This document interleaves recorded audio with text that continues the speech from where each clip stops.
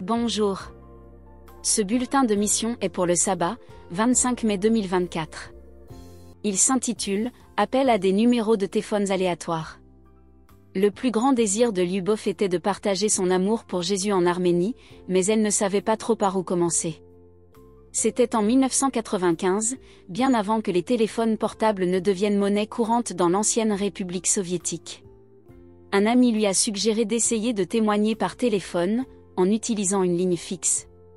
Lyubov était terrifiée. Elle n'avait jamais parlé à des étrangers par téléphone et ne savait pas par où commencer. Elle a prié pendant 7 jours, demandant à Dieu de lui montrer si c'était sa volonté. Au fur et à mesure qu'elle priait, le désir de tendre la main aux étrangers grandissait dans son cœur. Le 7e jour, elle a demandé à Dieu de la guider vers le bon numéro.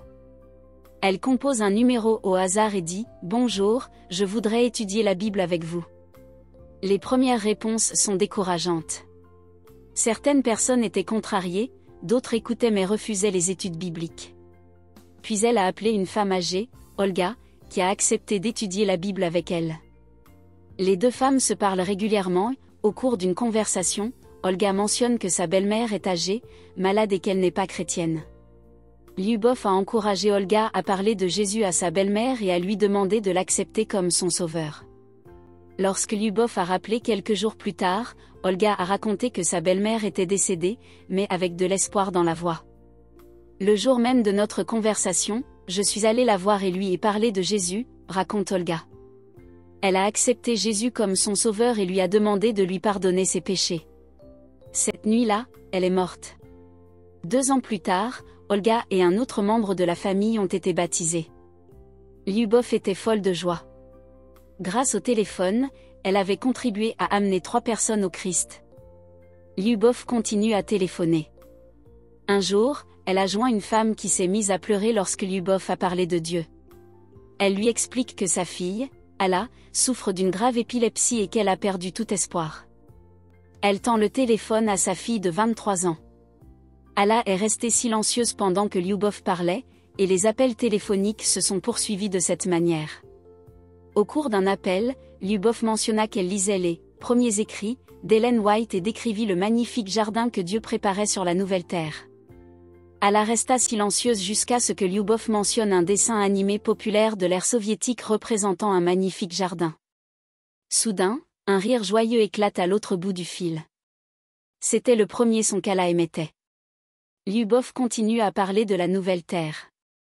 Elle entend alors la voix d'une autre femme au bout du fil. « Excusez-moi, dit cette femme. Je vous écoute depuis longtemps.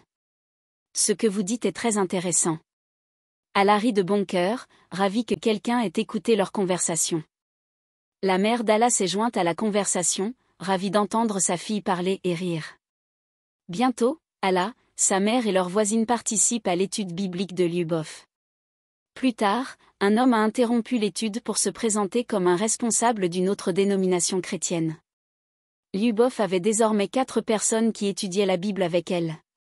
Au fil du temps, Alla a donné son cœur à Jésus et a été baptisée. Ses crises d'épilepsie cessèrent et elle devint une adventiste fidèle. Lyubov a loué Dieu pour l'opportunité qu'il lui a donnée de témoigner par téléphone.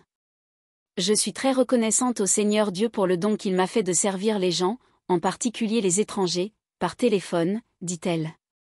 Une partie de l'offrande du 13e sabbat de ce trimestre permettra d'ouvrir un centre d'influence à Erevan, en Arménie, où vit Lyubov, afin d'aider les familles à se familiariser avec Dieu.